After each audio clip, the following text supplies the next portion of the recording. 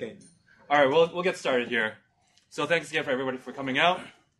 I'm one of the co-organizers. Oh, let's make sure. Sorry. Oh. I'm one of the co-organizers. You'll see Ben around. He was the one downstairs greeting people. I work here at TD Ameritrade, and Ben works for Continuum, so anybody that's used Anaconda. And I'd like to acknowledge several different groups, obviously NumFocus, PyData, TD Ameritrade for letting us use this space, also Arbor Spark for helping us communicate, and also Midas for sponsoring the food today. And then a couple important points always is emergency exits for those who are new. There's an exit right here, and obviously there's an exit to right outside the doors over here, so don't take the elevator if there's a fire. Also, we're looking for speakers, looking for sponsors if there's any companies that want to sponsor food in the future, and also provide feedback to either Ben or I, either through the Meetup group, or just feel free to stick around and say, you guys are being very exclusive to a certain group, or we like what you guys are doing, right? So positive, negative feedback, we welcome that. Also, check out our GitHub page. So everything that we have here, we're going to ask Dhruv to send us, hopefully, the deck that can be recirculated. But if you go there, you can clone it. You can grab any of the talk slides. Also, please, unless you have quick questions, hold them to the end, so that for the sake of time. And again, we're in a board space, so please clean up after yourselves. There's garbage cans over by where the food was. Because we're a fairly new group, we do have our code of conduct, which I will read just to reinforce. So here's a short version. So PyData is dedicated to providing a harassment-free meeting experience for everyone, regardless of gender, sexual orientation, gender identity and expression, disability, physical appearance, body size, race, or religion. We do not tolerate harassment of meeting participants in any form. All communication should be appropriate for a professional audience, including people of many different backgrounds. Sexual language and imagery is not appropriate for any of our Meetup events. Be kind to others. Do not insult or put down other attendees. Behave professionally. Remember that harassment and sexist, racist, or exclusionary jokes are not appropriate for PyData. And attendees violating these rules may be asked to leave the Meetup at the sole discretion of the Meetup organizers. But thank you for helping us make this a welcoming and friendly environment. And as I like to do to help people meet other folks is a quick icebreaker. So think about your favorite fruit and your least favorite fruit. Okay? Turn towards your left and introduce yourself and tell the person what your favorite fruit is, or I guess turn to the nearest person to you. Your favorite fruit. And yeah. Your nearest person. In your row. Probably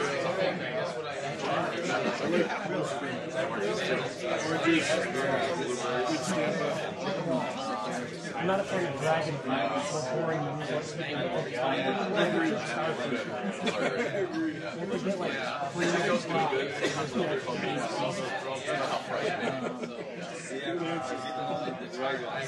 All right, and we're back.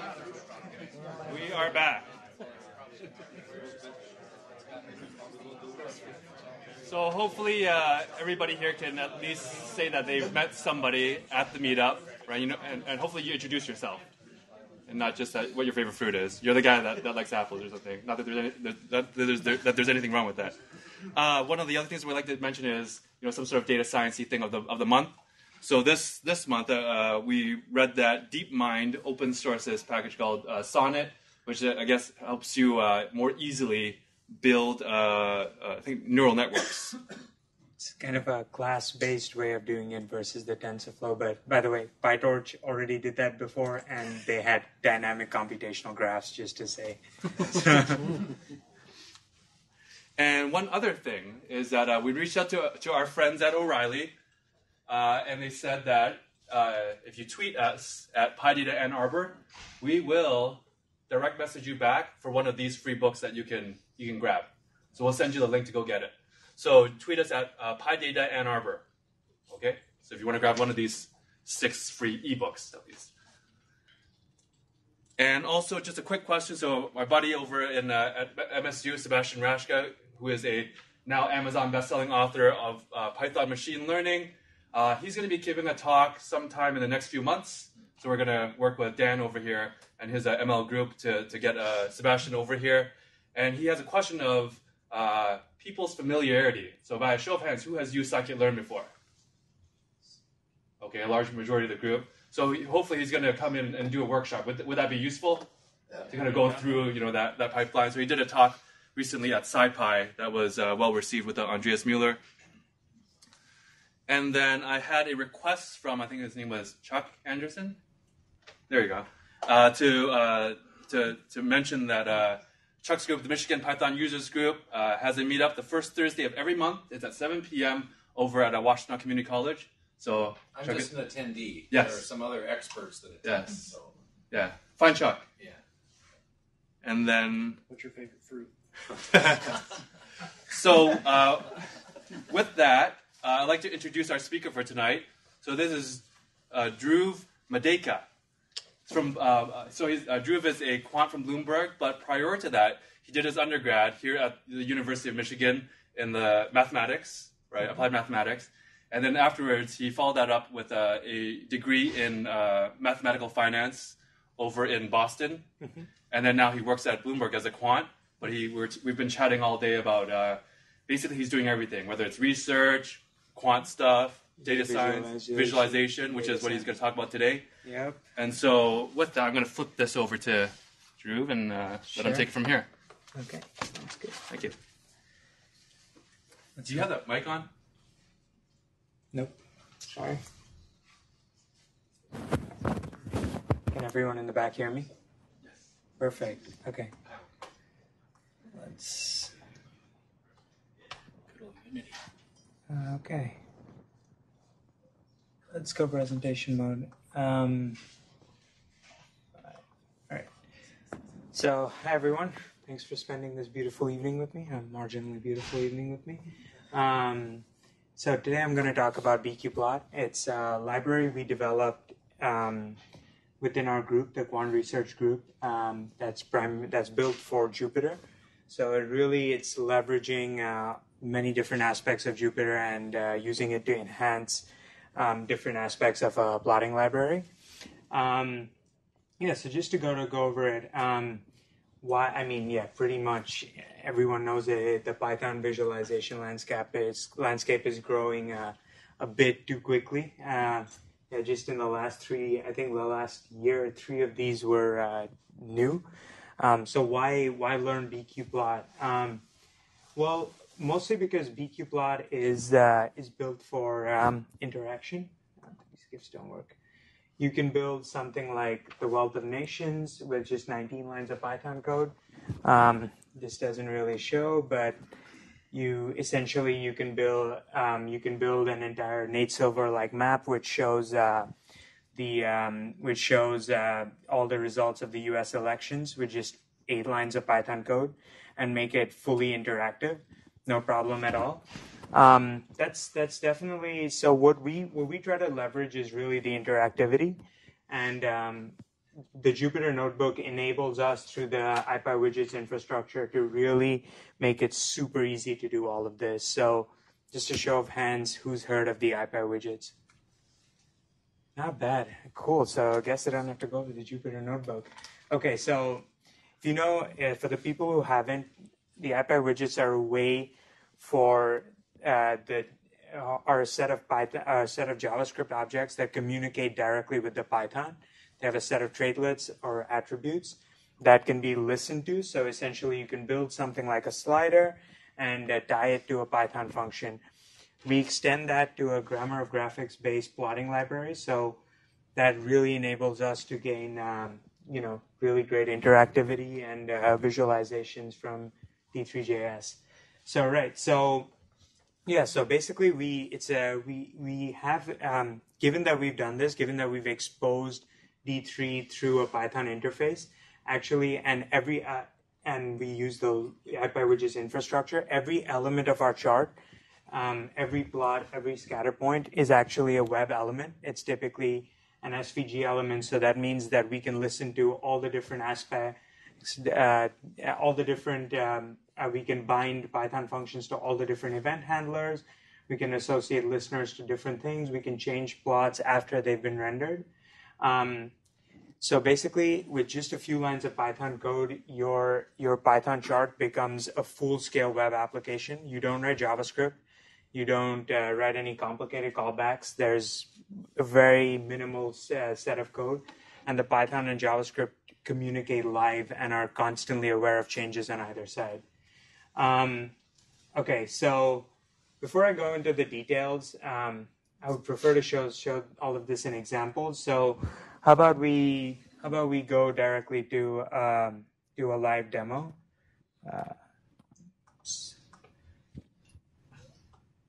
Okay, so bqplot,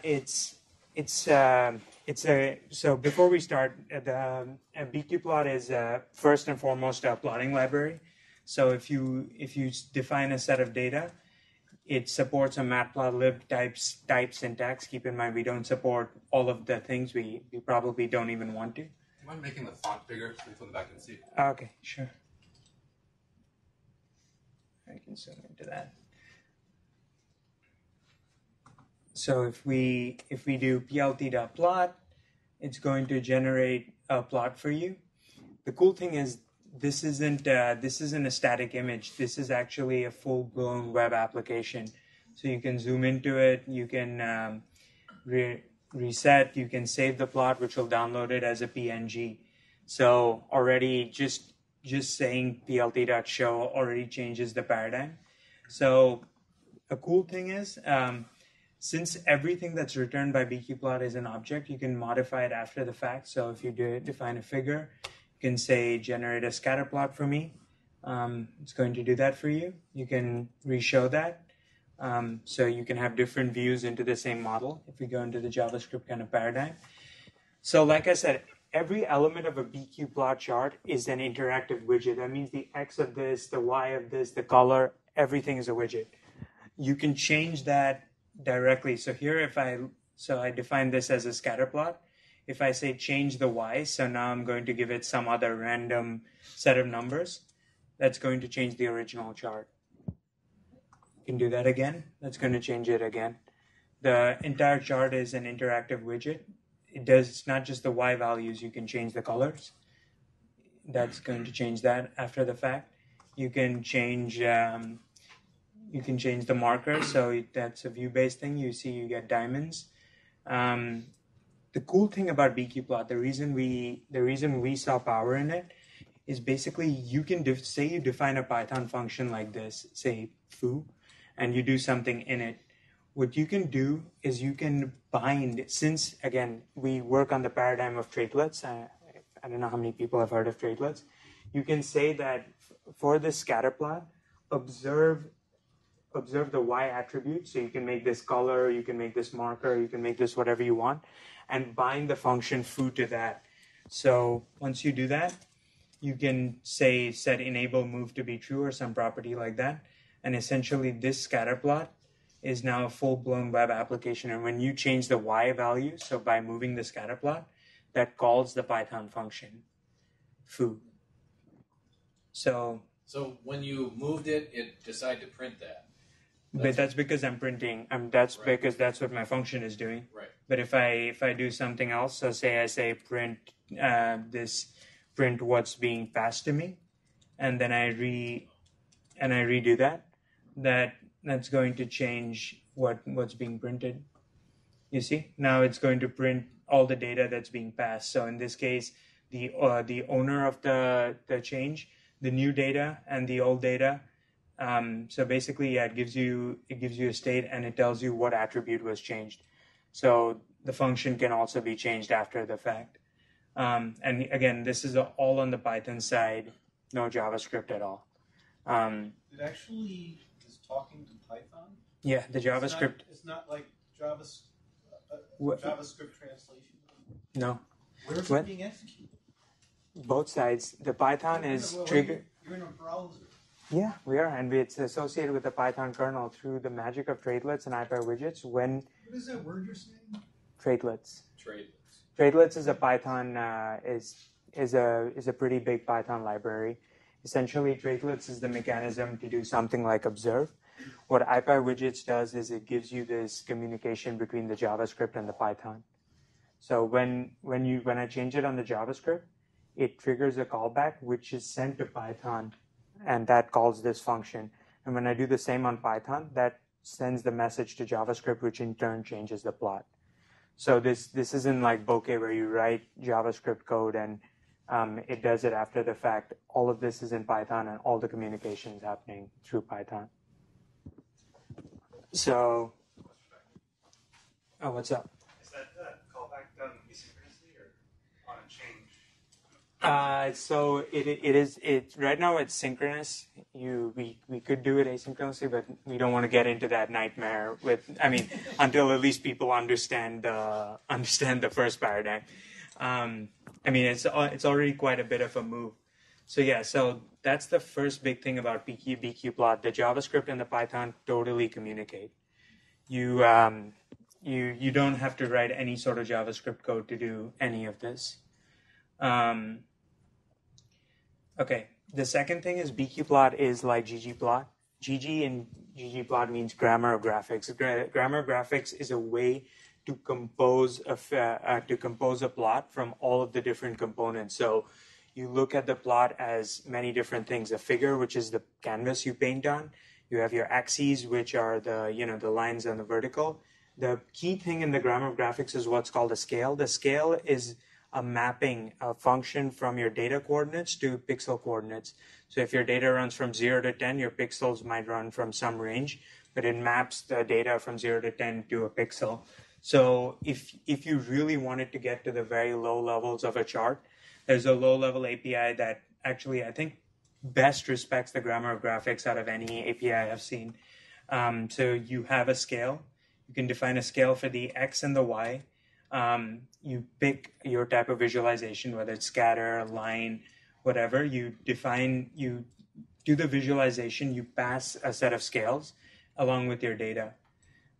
You specify an axis, so you specify an axis and you associate that with the scale. So the axis becomes the visual representation of the scale. Then finally, you put all of this into a figure and you display that figure.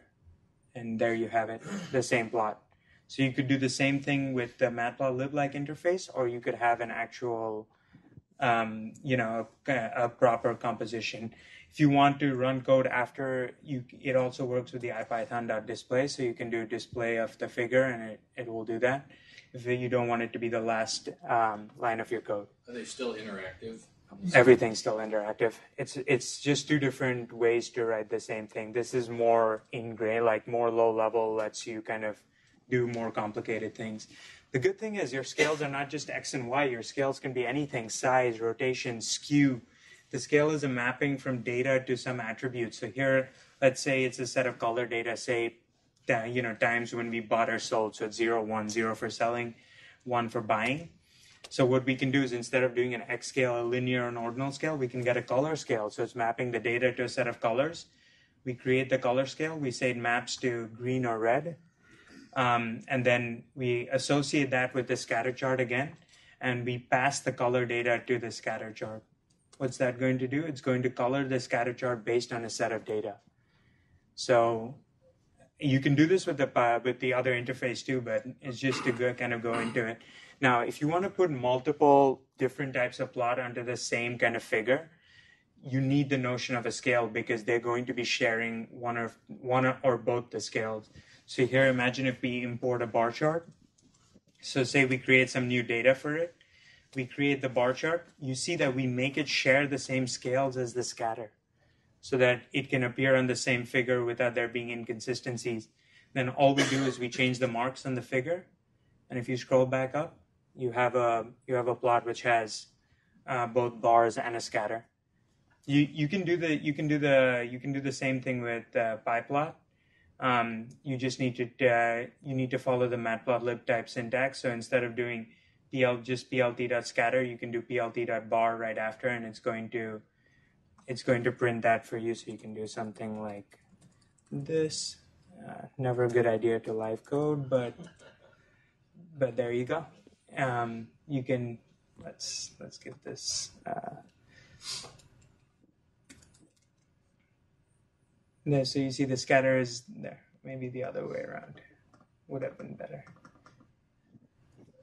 So yeah, the scatter is still, the line chart is still there, sorry, and the bars are right below it. So yeah, yeah, you do always have the ability to compound multiple figures directly like this. So the cool thing about pyplot is it's matplotlib-esque, but it's not.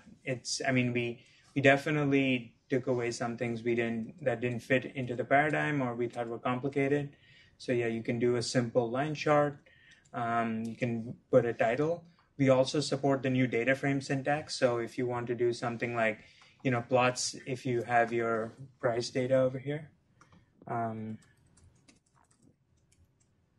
So it's some data frame. If you want to plot security 1, you just need to pass the name of the column and do the data syntax. So this is from the new matplotlib. That's going to do the same thing for you. With the scatter chart, you can do it across multiple different attributes. You just need to pass the data and everything should be good. Okay, so bqplot does a lot more too. We have a lot of innovative visualizations. So essentially, you have something called a market map, which is essentially it's a tile map which can have tooltips on it. You can change the color, change the font style, change the way the title is displayed. You can pass groupings to this market map. So if you have all of this country data, but you want to group it by continent, you just pass the groups and it's going to group it by that. And you can pass tooltip data to that. So you can display anything you want really in the tooltips directly in the browser. You can change the attributes.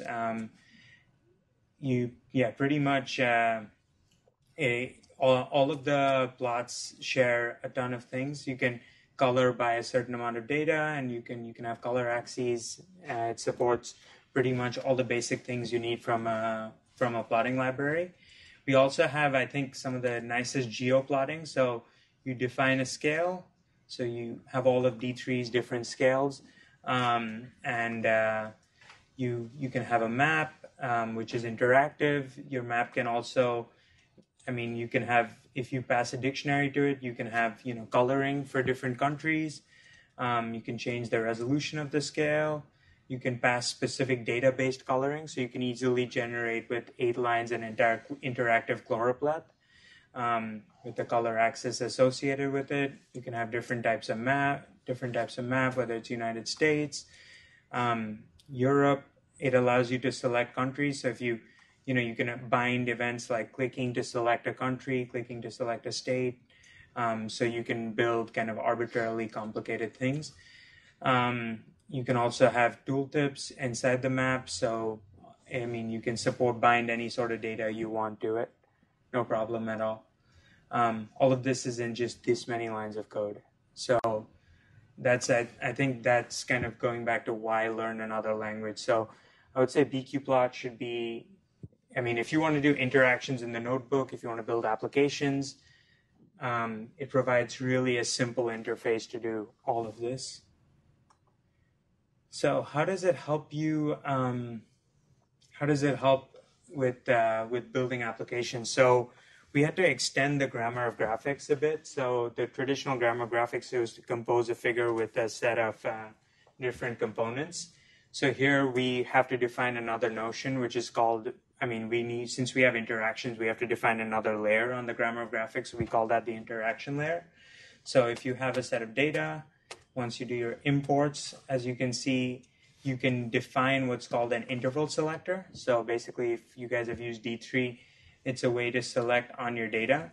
You can associate a callback to that interval selector right there. So here we use a ipywidget, which is called HTML. And we just pass an additional layer called the interaction layer to the figure. And there you go. You have an interaction that increases as you, basically moves with the mouse. And you see this Python function is constantly aware of what period you're interacting with. So as the period changes, you can do different things with your data. We have a bunch of different selectors. mouse movements were you making? It was changing its position, its width as well. So the way this one works is it's a novel one. Going down shrinks it, going up increases it. Oh, Clicking freezes, double clicking fixes. So it's really a fast way to interact with your data.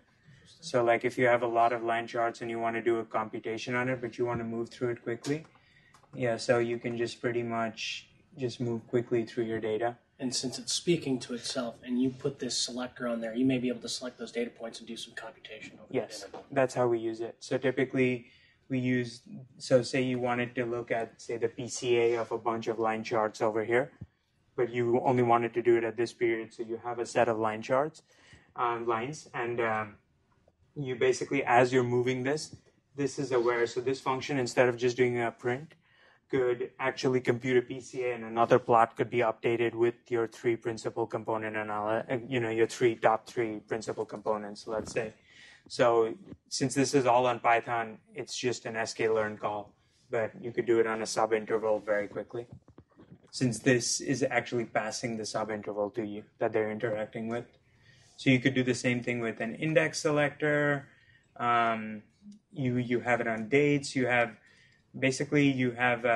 you can also get the indices of your data. If you don't want the scale data, you can get the indices, so you can easily do those computations. You have brushes, multi-brushes. I mean, you have the whole gamut of things that you want. You can style your interactions. You can do whatever basically you want here. So the interaction layer really adds kind of... Is a brush like a lasso? No, we do have a lasso, but Okay. the brush is like when you increase the width, the kind of traditional like this, brush. Like a color under the curve if you have that selector over that interval. Yeah. If you really want to get deep into it, you can have multiple selectors. I don't remember how this works myself. Yeah, there you go. You can have multiple selectors. You can fix them, change them, do whatever you want. Since someone mentioned the lasso, you can actually do freeform shape selection, and that gives you a selection right there. So you have all of that. You have pan zoom. You can pan, zoom, do whatever you want with the line chart. You can also hand draw. So if you do have a line chart, you can change the shape. It's better now. You can make it so. Let's say this is my P&L curve. Let's just make it really profitable very quickly. That was a dicey thing. I know. Is there a way to reset? Yes, there is. So all of them come with. So if you see on the PyPlot thing, when you do, you can have a toolbar object. If you have the toolbar object, actually, there's a reset button associated with it, so you can just click reset, and it usually does that. What about output? You said you could save it as a PNG, but say we're doing something for publications. Can you put it out as an SVG, a PDF? So PNG is the main one. We have an export to SVG function that's commented because nobody wanted it before, so we could bring it back. Ben? When you do a subinterval selection, are you passing JSON back to the Python? Or are you passing just Depends on what you're observing. If you're observing the scale, then it's going to give you the two edges. But if you're observing the mark, it's going to give you the indexes on the mark. In one of your GitHub demos of this, as you're going through time, people can select on specific points, and it'll plot a subplot for that point. If you do an interval selection, does it come out as two different? Does those indices come out as two different objects? So it sends you back a list, which is either the start and end point if you're observing the scale, or it gives you a list of the indexes in your data that you're selecting. So that comes back as a list. Yes. Since people like to push things to the limit, will it warn you if you're trying to have too many points, too much interactivity, that too much of a burden? You can do that. You can control that. It's all. Control that? I mean, ideally, this is just a framework for people to build things on top of. So if you want to do things like that, it's all in Python. It's super simple. Have you plotted 1,000,000 points? So that's the problem. This is all SVG. So if you see, these are actually, every single one of these things is a web element. So one of the big things that Bokeh has that we don't have is we rely on SVG, they rely on Canvas. So not to say that we don't have Canvas, but the interactivity is predictably lower on Canvas. Typically what we advise, so you see every single one of these is a web element. So you could modify it in the web and that would change it. Well, it doesn't make sense to plot 1,000,000 points, but so that's why I want to be warned. Yeah. You know, Yeah. So what we do is typically, what we do is we have Canvas-based stuff for that. So say you have, say it's really a contour function, and you don't really want to get into the headache of doing 1,000,000 points. I'm gonna wait for this to run. Okay. You can plot the contour on Canvas. This is a figure, and then put a scatter chart on top of it, so that you have something nice, but you also you have the interactivity on the points. So that's our advice for doing interactivity with a lot of points. I mean, yeah, and it's true, you don't want to visualize 1,000,000 points because you don't perceive more than 100 typically. What is your out-of-the-box upper limit? Depends. 10,000, and we've done 10,000 successfully. We typically, I mean, more than 1,000, it's not even worth it. Typically, you don't see anything. But yeah, again, you should in that case, do it as a heat map, and then put the k-means as scatters and let them interact with the cluster, or do the data and estimation on the Python side. That's our advice. Okay, so we have an interaction layer, but we also have another level of interaction, which is called mark interaction. So each type of plot that you have allows you to have a set of interactions. So if you see here, if you have a scatter chart, essentially when you click on a point, you can select it, and you can define styles for the selected and for the unselected. So here, if you click, you can select multiple, you can deselect one, you can do pretty much whatever you want, and that changes an attribute of your selected. So now if I select multiple, let's say, that's going to make scatter chart that's selected something else. You can also change that from the Python side. So they're both listening to each other. You can also have tooltips. So if you have two different scatter charts, you can have two different tooltips. Those tooltips can be any widget that you want. You don't want to do this. It's a degenerate use case, but the point is that you can. We also listen to a bunch of other events. You can listen to events like on hover, on legend click, on background click, and bind a function to them. Here we bind that function print event. So we have 4 different listeners now. So we have a background click, we have an event element click, we have a legend click, I think. Yep. So it's telling you which event is being called.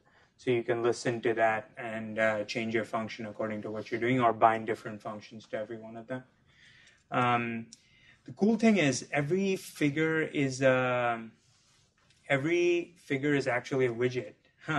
So what that means is that if you maybe it's on one. Yeah. So if you click, you can put a plot directly as a tooltip. So if you want to visualize data very quickly, you can do that kind of really simply. It's no problem at all.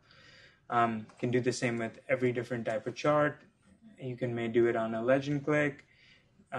Basically, all of these things are kind of a uniform API.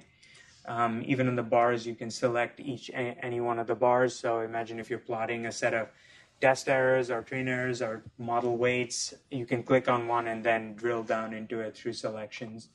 So if you look at histograms, you can do the same. You can have tooltips on each one. You can do pretty much whatever you want to.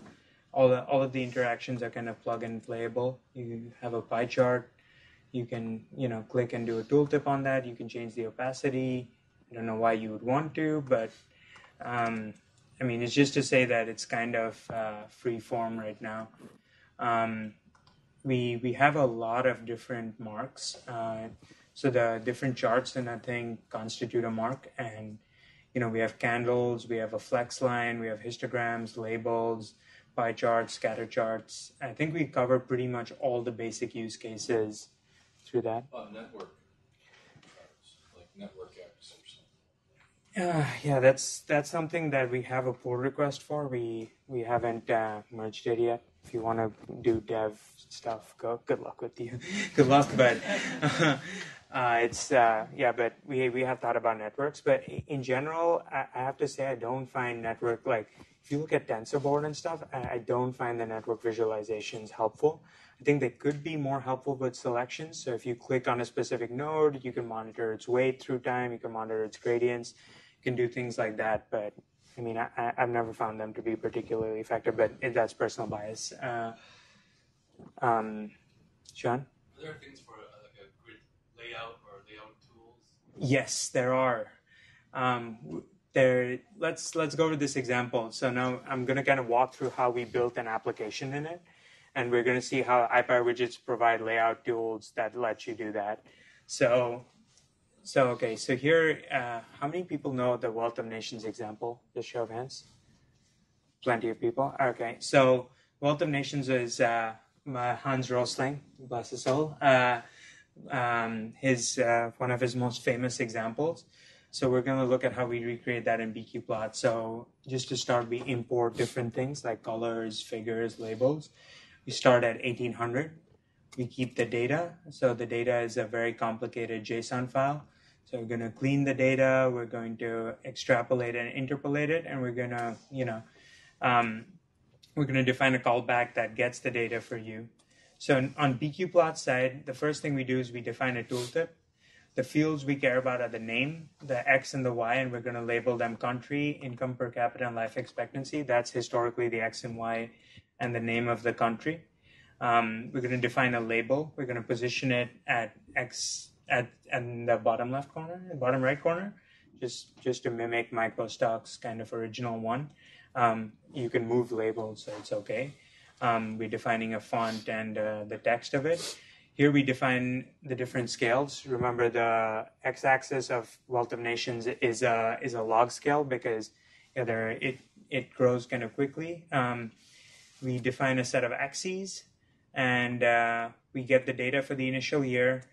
And what we're going to do is a scatter chart where we set a set of things. We give a tooltip, a color scale, and finally the color is, by the way, the region. So, I mean, that's historically how it's done.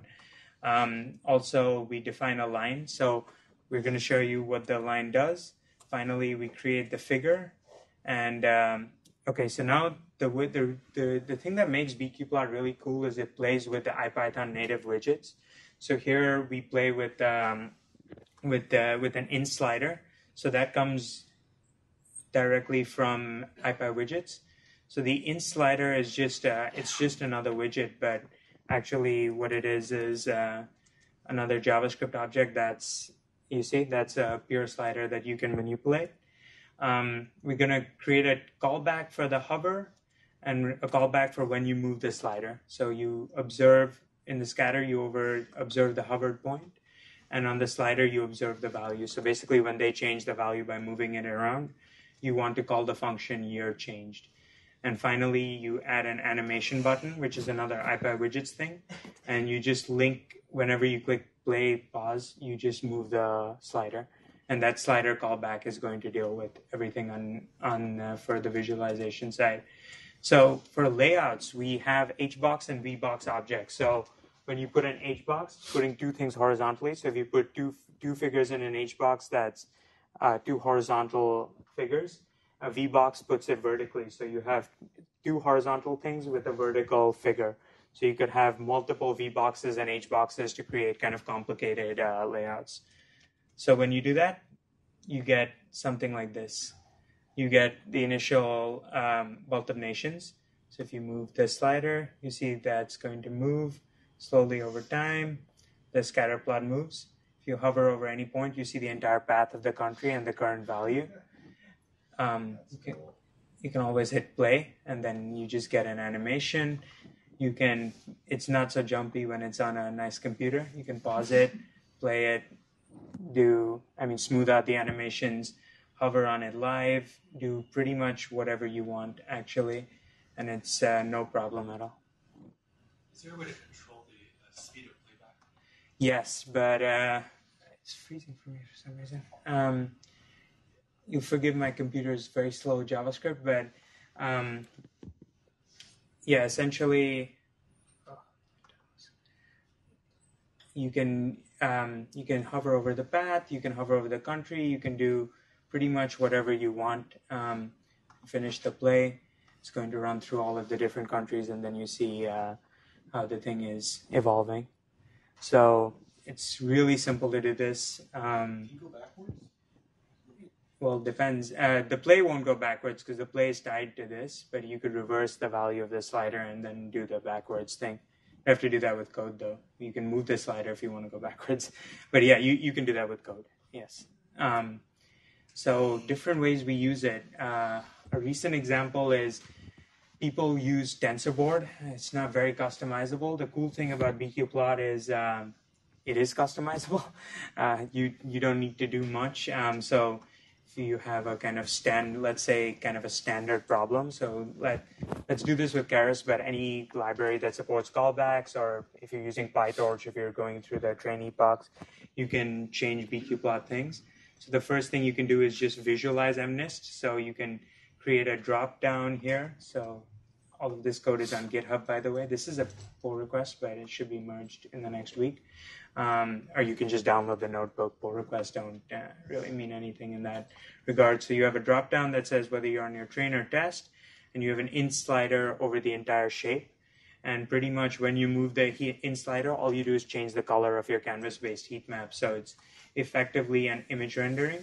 So with just that little bit of code, I think it was faster. You can just change. You can change the MNIST.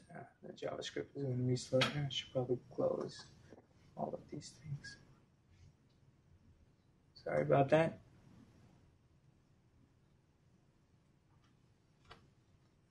So yeah. So once I close all of these notebooks, my Intel Pentium 2 will start responding to all of this. Yeah, so basically, as you slide, you see you can visualize the different elements of the MNIST really quickly. It's no problem at all. Alternatively, you can define a callback. So for people who've used Keras, super simple. Just create your figures, create your dashboard on the init, and update it on each epoch's end. Just evaluate your function. Shouldn't be a problem at all. So here we can, visualize. I should really close all of that. Mistake on my part.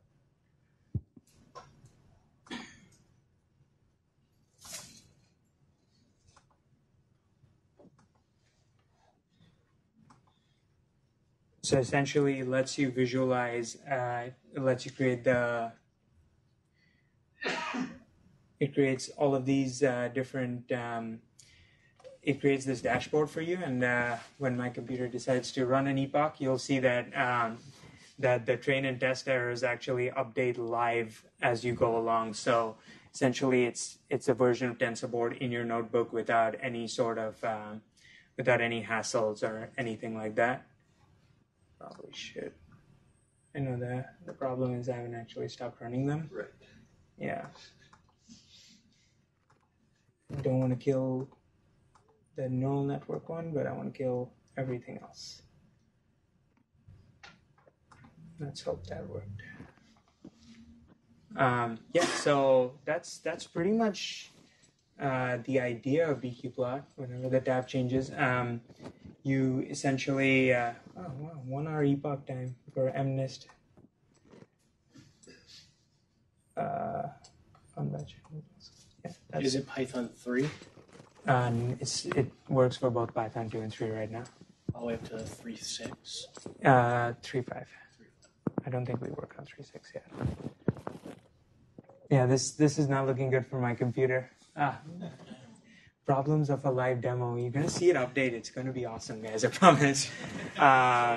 Since all these are demoed in the Jupyter Notebook, as we saw from the last month, the new JupyterLab is coming out. Is this a naturally move into that? I know that's new, so I don't. Actually, so in my dream scenario, I would have access to the Wi-Fi. I wouldn't be doing it locally. I'd be doing it on my remote computers, which are faster and have JupyterLab on them. That it doesn't work yet on Ubuntu. It only works on Windows and Mac so far. The cool thing is, yes, so the best thing about bqplot is going to be that it works fully with JupyterLab. So I don't know if Carol showed you that in JupyterLab you can drag the output to a different tab. bqplot is listening to those events. So when you create a layout in bqplot and you resize, the figure is automatically going to resize to take up the entire space. So it's entirely, bqplot is designed. One of my teammates, Jason Grout, actually is the lead developer. So we're working hard to make sure bqplot is the first library that works completely in JupyterLab. If you were to build something like this on a useful computer, you could move the entire output cell to a different tab and continue coding while monitoring the dashboard, and the mirrored output would handle that. Any other question?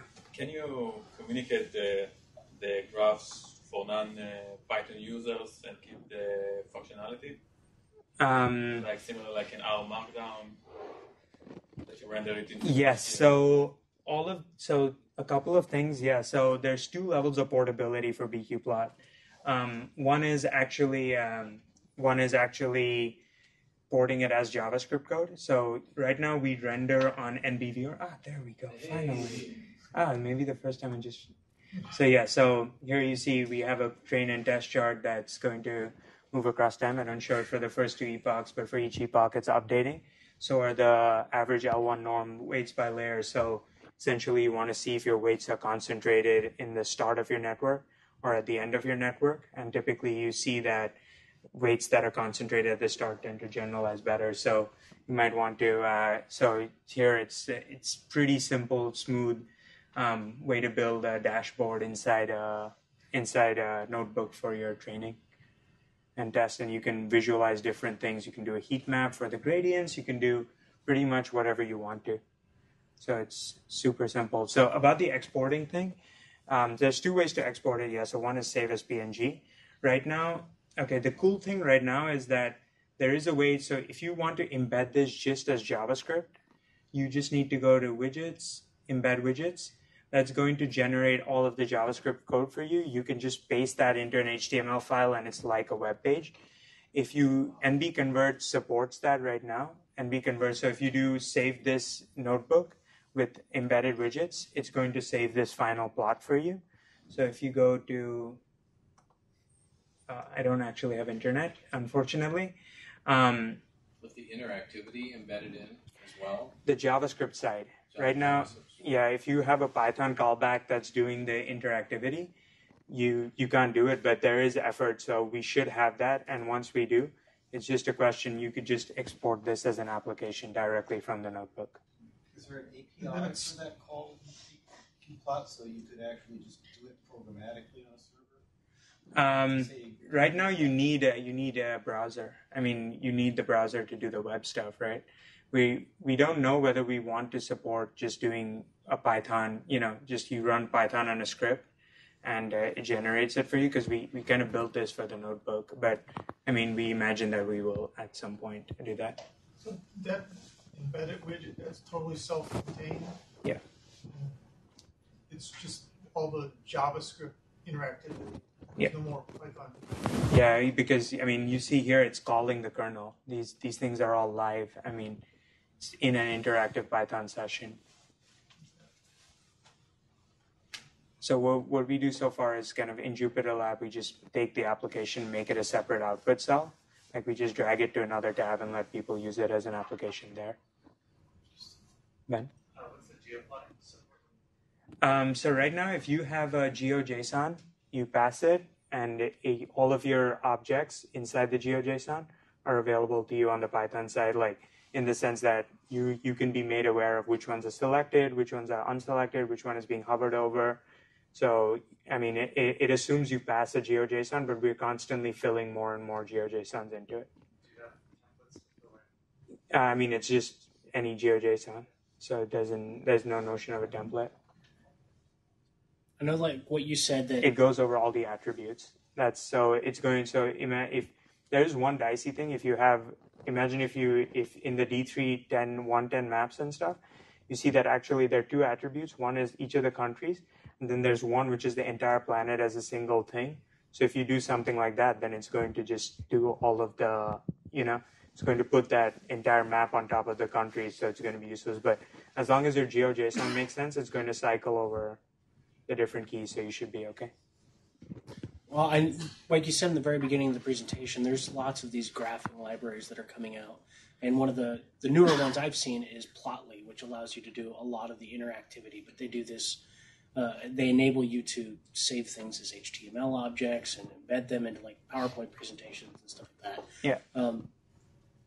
Do you guys see that support coming? Like you said, you have the SVG commented out, but do you see that support coming to bqplot to allow all these different types of exporting? Yeah, I mean, we just never had someone request it. If we do, yeah, I mean, I'm sure we will look into it. I don't know how Plotly works. If you've seen our API and you've seen there, how does it compare? Theirs is D3 based too, so they have their own advertisements like Boca does. And you have to work to get it to run either offline or online. Because they have the new Jupyter Notebook extensibility in there. Like it'll work with the Jupyter Notebook, but if you want to use like the really high-end exporting SVGs, you have to have an API key and a membership because they have their service involved in it. So we're fully we're fully open source, and you just do a Conda install for us from Conda Forge, and it's off the ground running. There's no problem on that end for us. API-wise, I think we still prove much cleaner, at least from the Plotly I've seen. That's why this is very promising, because where Plotly as a business, they really make their stuff look a little bit more clean-cut as far as the marketability of it, so to speak. But here, there's a lot of promise for this interactivity for the basic on-the-ground researcher. Like I'm in academia, so if I want to put this, I do some lab work and I want to do it in a presentation, this is extremely promising to me. But if we want to put it like a snapshot of our data, we would want something like an SVG, which is you could put it easily into a PDF or a document. And that's like the only thing that I see that I'm like, wow. So I mean, again, you could just see, I mean, maybe the uncommented code might not work, but it's totally open source. Everything's on GitHub, so we welcome any contribution for things you guys need. Any other questions? Can you add buttons? Like yeah, easily. The functionality. Yeah, so you just need to do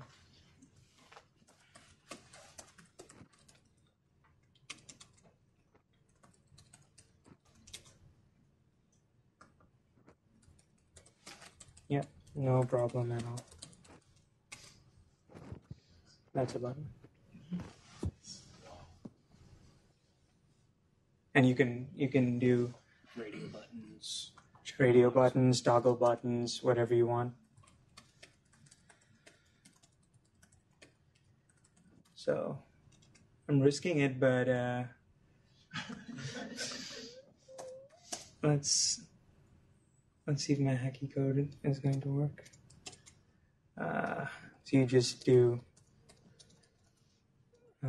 you just bind that to hello. There should be. Oops.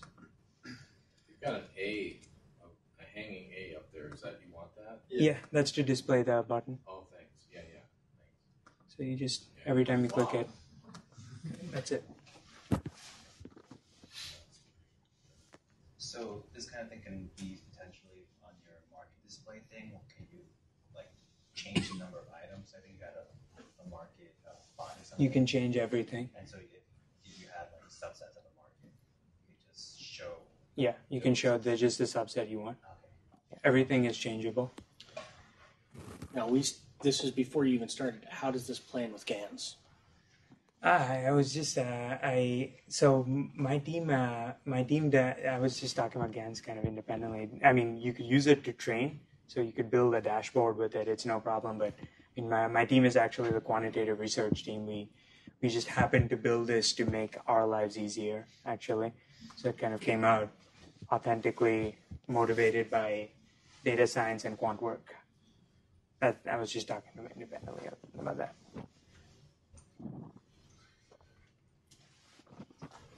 Have a notebook online? Yes. I don't know if I have internet access. Probably not. I'm guessing not. Yes. Maybe. All of these are examples on our GitHub repo. Everything that I've shown. So it should. Collect all the materials and send it, post it out. Sure, no problem. At the brush selection, you said you could choose the data that you selected. Yeah. Is it easy enough to just say if you're fitting a simple linear regression to a selected line to draw like the trend line right on top of that? Yeah, no problem at all. We do it all the time, yeah. I wish I could show an example of it, but no internet. We do a thing where we have scatter plots of or a time series. So say I have a price. If you want to fit a trend line just on the interval, we just fit a trend line and show you the slope of the line. So it's super simple. So in like Matplotlib, I guess you have these artists, and you can like go in and change very specific attributes of them. How does that compare to bqplot? So every bqplot mark, roughly the same as an artist, has a bunch of properties. You can change those arbitrarily. Some of them expose the CSS directly. So they'll take in a dictionary where you pass the key and the value. And those are CSS keys and values, so they're really low-level changes. Cool. And remember, if there's anything you want to do that's really hi-fi CSS, which you don't know how to do, it's still a web element. You can always just do from IPython import CSS, select that element, and force, kind of something very complicated if you absolutely have to. They're all live, so yeah. Are there any alternative language support, language APIs for like R or anything like that for bqplot? Maybe not. The problem there is IPython and ipywidgets don't support any language except Python right now. If they do, it's just a few. It's simple to do that.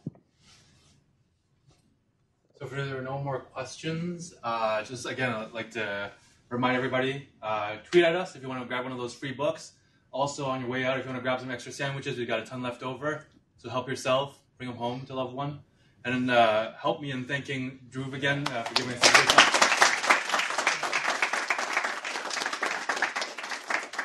So feel free to hang around maybe 15 minutes longer if you want to network a little bit.